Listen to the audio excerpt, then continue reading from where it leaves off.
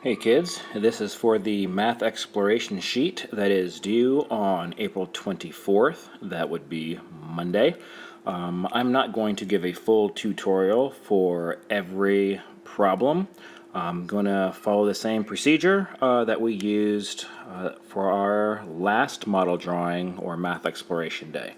I'm pretty much going to help you set up the model, possibly giving you the key, and I'm going to let you go ahead and take it from there, and we'll see what happens when we meet in class tomorrow. So for this first problem, we know that half of Callie's money is equal to 3/4 of Jared's money. If Callie has $25 more than Jared, how much money do they have all together? So really the key here is our little piece right there.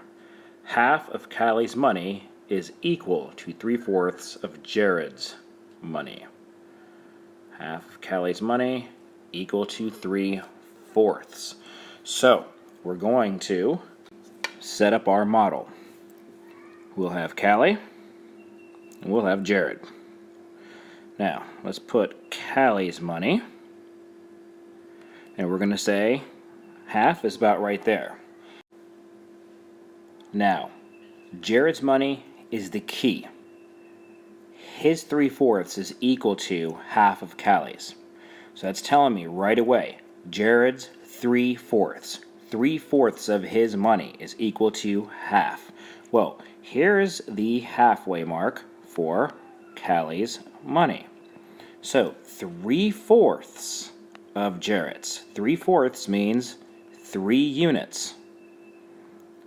3/4 of Jared's money is equal to half. Well, if it's 3/4, that means he's got another fourth right there.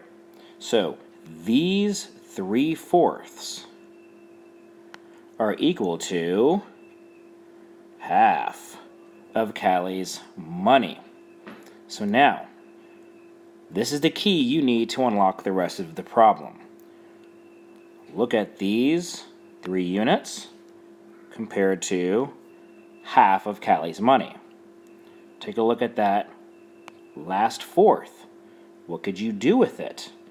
If you know Callie has $25 more, I'm looking forward to see what you do with the key.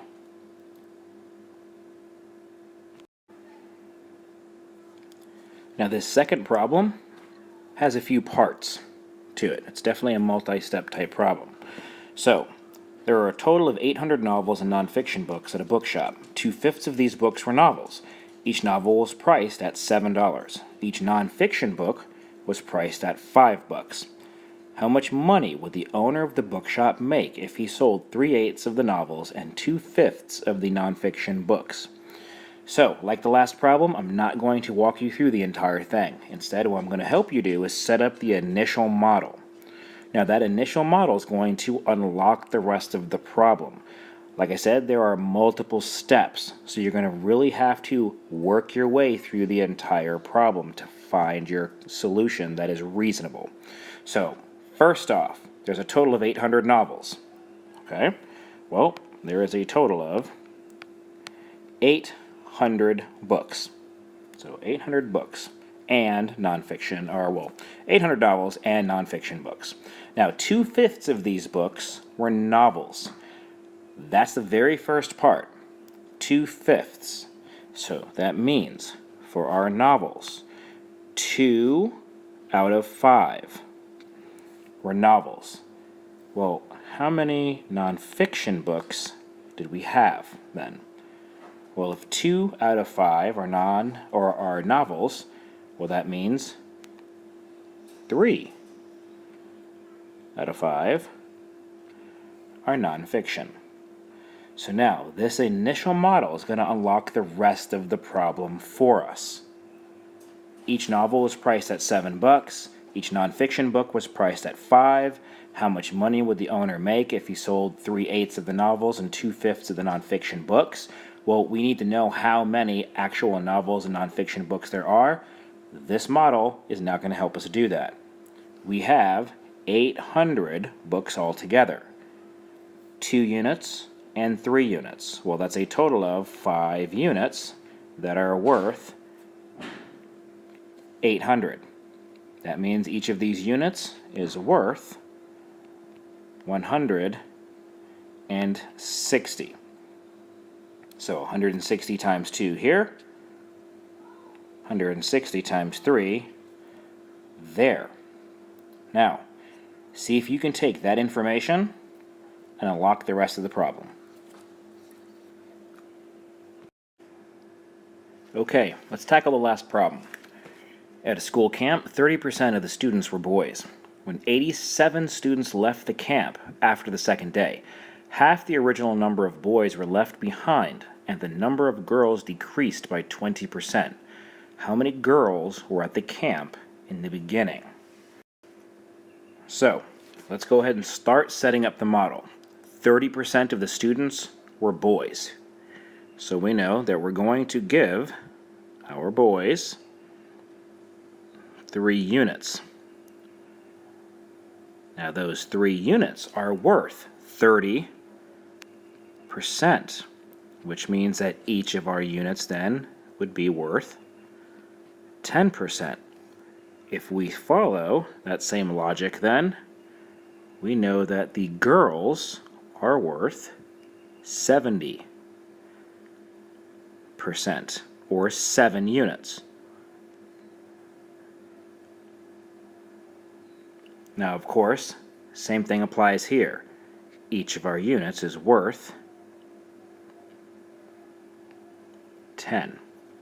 So we've got 30% boys, 70% girls. Now, it says 87 students left. After that happened, half of the original number of boys were left behind. So that means, how many boys left?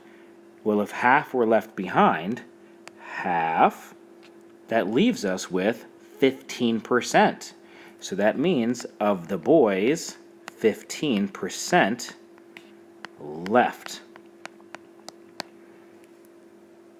Now, with the girls, their number decreased by 20%. So that means, of the 70% that were there, their number dropped by 20%. So that means I'm looking for 20% of 70%.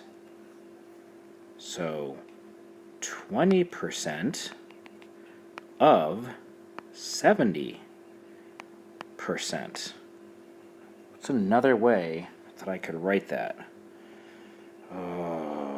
2/10 of 7/10.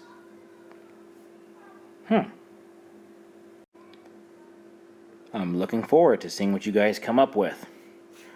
Good luck, kiddos.